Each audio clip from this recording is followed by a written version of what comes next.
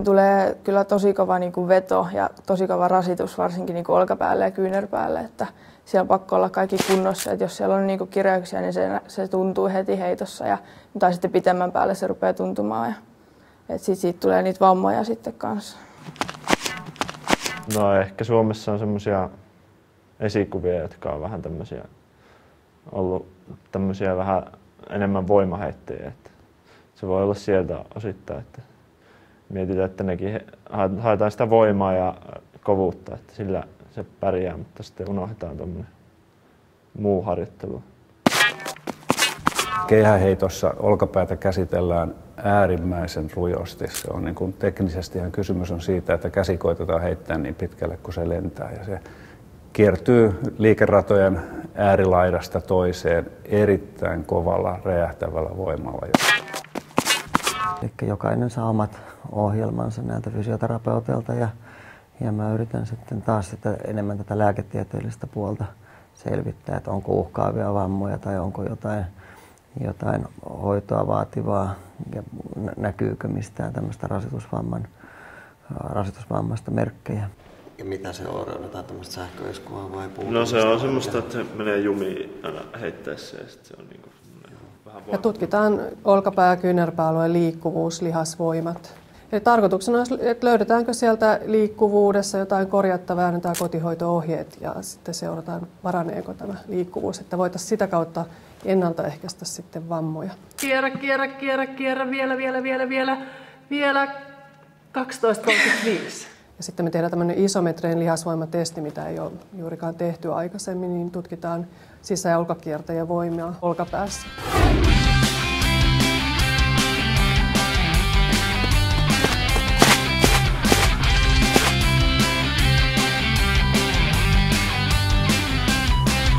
Paljon on vallalla sellainen mielikuva, että ei se haittaa, jos vähän sattuu, jos kuitenkin pystyy jotenkin heittämään.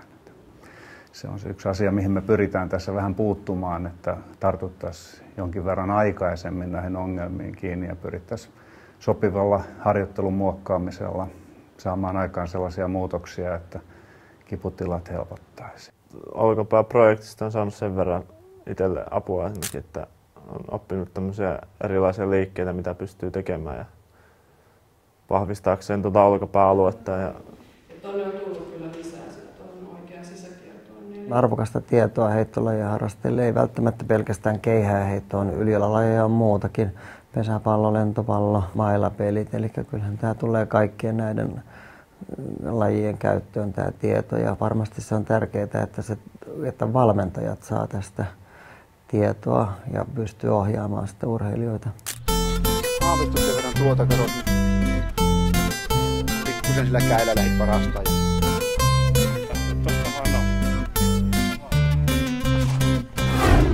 Ennaltaehkäisevällä työllä varmasti saa vähennettyä niitä, kun niitä nyt sitten saattaa tullakin jotain, mutta kyllä se vähentää varmasti ja sitten saa ehjiä harjoituskausia, niin pystyy kehittymään urheilijana. Ja myös se, että ei käy niin kuin aikaisemmin on aina ajateltu, että keihääheittäjänkin ura päättyy jossain vaiheessa olkapäävammaan, niin jos se pystytään estämään, niin onhan se näille urheilijoille hyödyksi.